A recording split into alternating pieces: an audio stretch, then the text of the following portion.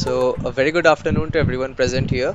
I am Saxon, your host for today's session, a video editor at C Illuminati. My co host for today's session is Ishika Sinha. Quite recently, ma'am, Belgium joined in and began the Europe's first seafarer COVID vaccinations. The vaccinations are presently taking place in the port of Antwerp and will soon begin in the port of Zeebrugge. So, how do you think this is going to benefit the maritime community, and how efficiently is the port of Antwerp managing to execute the whole thing?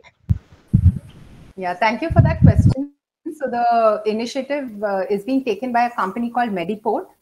As far as Port of Antwerp's role is concerned in this whole scheme of things, we will provide logistical support in this initiative. And of course, there's a little bit of back-end political lobbying as well. But just to let you know, there have been supply chain issues as far as Johnson and Johnson's rollout is concerned, as has been the case in India as well. So at the moment, there are, with vaccination of international seafarers, there is stoppage, but there are positive signals from the Belgian government. And as soon as we have the green signal, we will ensure that, we provide all the logistical support that is required. So that's all I can say on this at the moment.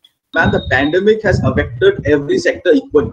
The maritime domain is also facing major issues like blank sailing and shortage in equipment at the ports, and several other concerns are affecting the port operations profusely. What is the analysis of the whole situation, and how is the port managing the cargo movement and the business activities?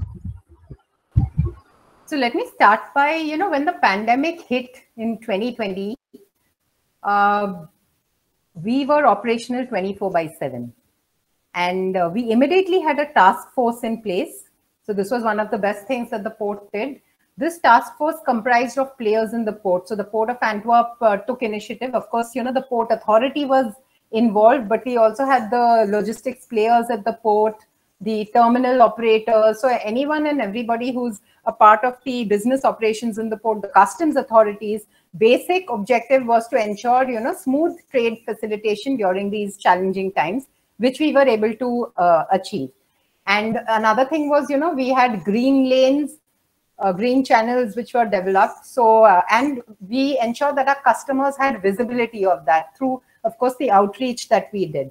So this was something very interesting, because ultimately, the goods have to go to the European hinterland, whichever destinations you talk about, France, Germany, Poland.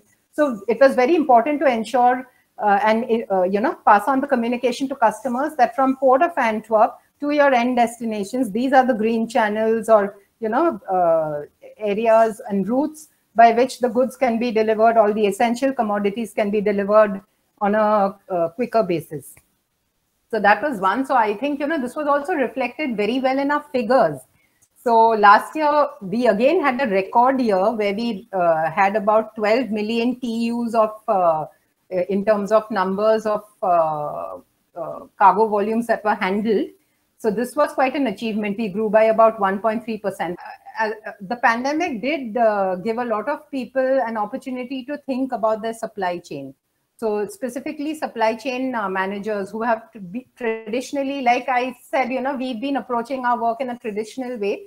This was an opportunity for those guys to now start thinking that, can we do something different to, save cost and time? Can we relook at the way, we are currently looking at our supply chain? Can we re-engineer it? For example, we've learned in management as well about just in time, and that is what also happens in India. You're talking about leaner supply chains, but pandemic made us realize, that this global trade disruption can also, result in an interruption in our supply chain and in global supply chains altogether. So I think, this was one good point and a good opportunity. So for example, one thing that they could, which we saw as an opportunity at the Port of Antwerp is to try and convince our customers to look at re-engineering and maintaining stocks in Europe. And because we as a port offer so much of warehousing space, one of the largest in Europe at very competitive rates, this was a conversation we were trying to, and we continue to have with our customers, and now they are more receptive. So I think, for us, it was an opportunity. For the supply chain managers, I think the pandemic has been a big opportunity for them to, just prove themselves and see how they can also save costs for their company and ensure more reliability. Ma'am, the portable innovation open network for efficiency and emission reduction solutions, the Pioneers project, aims to rethink all aspects uh, of port operations at the port of Antwerp, ranging from terminal operations, concession agreements, mobility, connectivity, fuels to model for cooperation and production, storage and use of energy. This collaboration will use Envision's digital ENO, artificial intelligence, and Internet of Things technology to build a digital twin port, modeling, simulating, optimizing, and monitoring port activities, including logistics, maintenance, traffic, and energy consumption. As someone who has been observing such modern developments so closely, do initiatives like these, digitalization and energy transition, really make a positive impact on the port business, and how? Thank you for the question. So let me say this, that, so in digitalization, for example, we have recently launched an initiative called CPU, which is called Certified Pickup. It will go live, the project goes live on the 1st of July 2021. So what is this initiative about? Basically, it is a safe process for container release. So the traditional approach of container release is by using PIN codes. And with digitalization, everybody is always thinking of the threat of cyber attacks. So this is a very safe way of container release, and it has been appreciated by our customers, basically the operators, the haulers, logistics service providers. So this is something very interesting, because now we can go to customers and say that, okay, we're not just doing the container release process, but your goods are secure with us.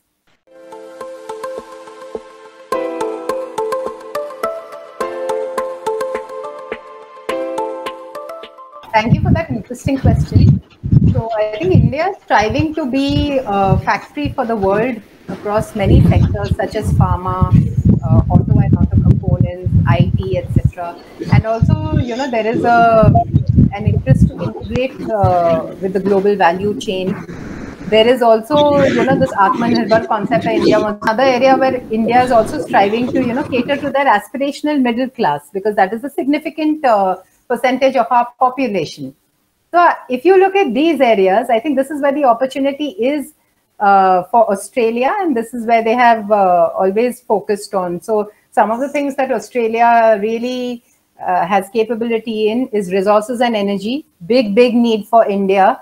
All the minerals and of course energy. We are an ever growing country. So both from the personal consumption as well as industry consumption, energy is always required. Technology is another very interesting area, be it clean energy and water technologies, because Australia has been a drought-prone nation. They have some really interesting and novel technologies, or maybe digital solutions as well, be it in cyber security, fintech. Those are some of the areas Australia is very proficient in, and I think India, there is some scope, to form partnerships. You look at cases of, I spoke about mining, and I think India and Australia have now signed a critical minerals MOU, under which, they will be exchanging a lot of resources, information, etc. So there's already a partnership in place. I spoke about the growing middle class, and I think that is where Australia has already been focused and contributing significantly. So education, for example, I think everybody wants their children to be educated in fine universities abroad. And if I'm not wrong, Australia is the third largest market after US and UK. And they have some very proficient, highly globally ranked universities. Tourism, again, a thing of the aspirational Indian, and Australia has some really fine destinations. You look at the Sydney Harbour, or you look at the Great Ocean Road in Melbourne, the Gold Coast in Queensland. So there's really good options there. You look at wine, so premium food and beverage. India is growing in its, tastes of beverage as well. And wine, I think, is a significant area. And you already have multiple Australian exporters of wine, which are active in the Indian market. So that's again another big area. And also with the COVID situation, now everybody is thinking of healthy food, healthy options. So there again, Australia has a lot of capability in the area of nutraceuticals, health supplements, ready-to-eat foods. So several opportunities there. I think there was some research as well between Australia and India on COVID vaccines, between Indian immunologicals and the University of Queensland. So yeah, I mean, there are multiple possibilities for collaboration between India and Australia. Most of them are already in place. I know my previous organization, there are people who are facilitating this in a big way. So yeah.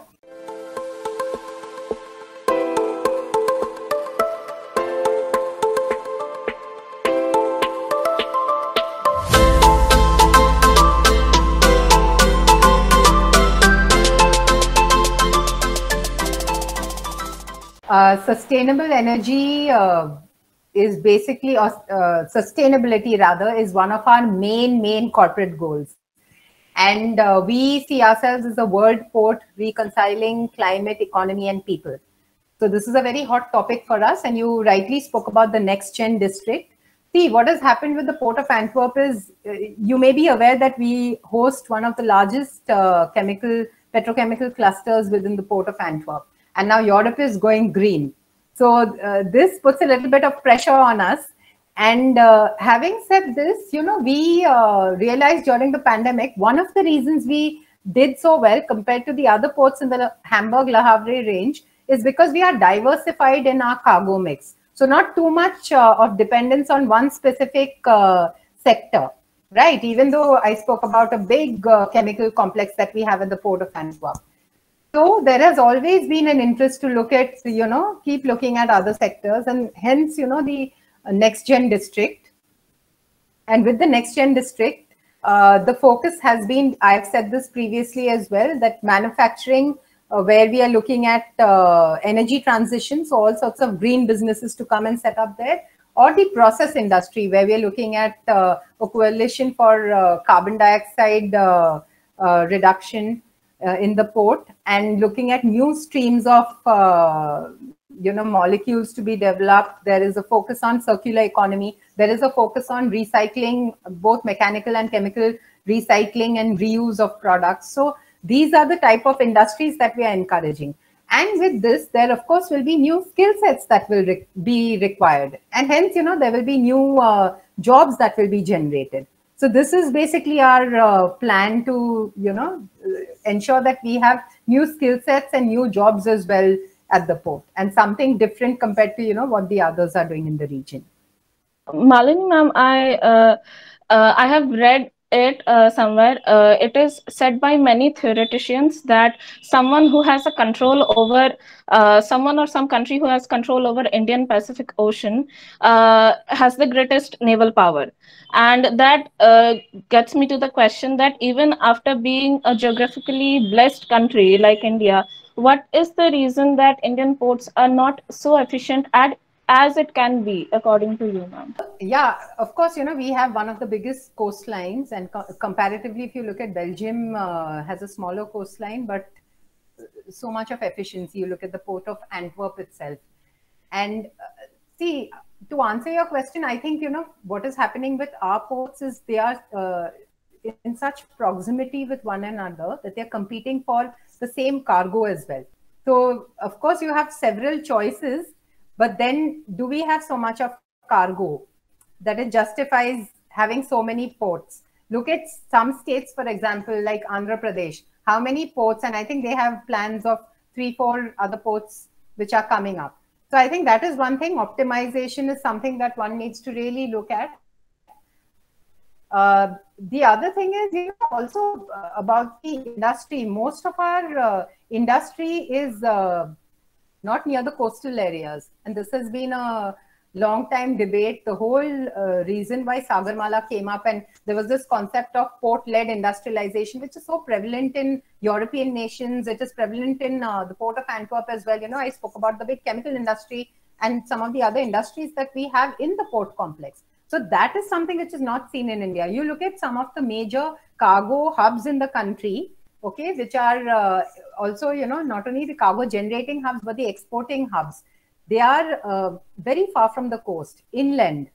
Look at Pune, for example, one of the big hubs. Then the cargo that is produced, okay, the goods that are produced actually has to travel by road to reach, say, JNPT, the closest port. So, there has to be that concept of port-led industrialization, where I think some of our neighbors are also more competitive. Look at China, for example. So that is, a few things that we need to work on. And I believe the government is taking initiatives. The government, of course, has realized this. And now there is a whole Maritime India Vision 2030 program, which is specifically designed to look at how we can optimize ourselves and strengthen the way in which, we can bring down our logistics costs also, and so that our exports are more competitive. So all these factors put together, I think, will help our cause.